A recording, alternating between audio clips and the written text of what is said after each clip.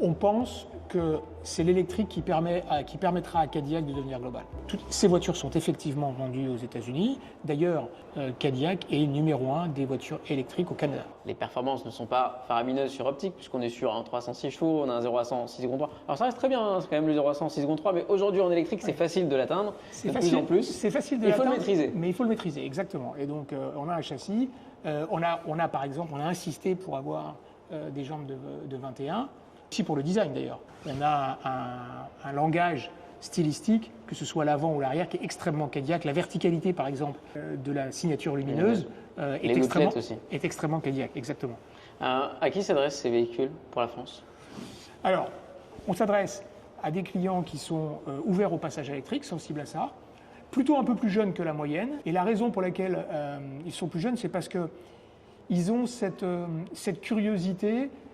Ce n'est pas des fans de voitures, mais ils s'intéressent aux belles choses. Dans toutes les enquêtes cliniques qu'on a faites, le design est sorti très fortement comme une vraie raison pour considérer Cadillac, parce que c'était une manière pour eux de se différencier. Donc, comment vous allez contourner une toute petite faiblesse de cette optique? La petite faiblesse par rapport à sa concurrence, ça peut être sa capacité de recharge d'ici un peu limite, son autonomie, qui n'est pas énorme. Pour les commerciaux, pour la conquête, comment ça va être contourné? La vraie question, c'est quelle est l'utilisation?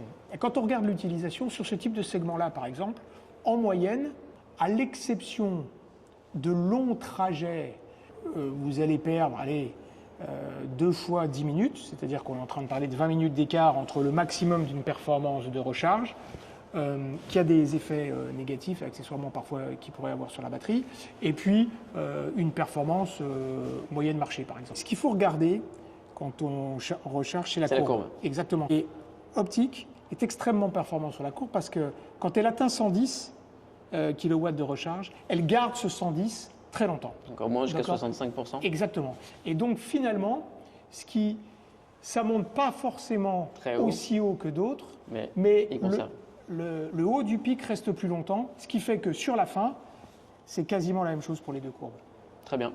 Eh bien, Cadillac arrive en France avec 3 propositions, notamment l'optique, avec un tarif très compétitif, des loyers étudiés, et quelques nouveaux stores en France.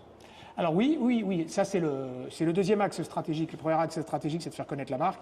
Le deuxième axe stratégique, c'est qu'on développe effectivement nos points de vente avec des partenaires pour pouvoir diffuser la marque. Exactement. Okay. Et on retrouve les livraisons en février de ce Cadillac optique. Merci Jean-Pierre. Merci.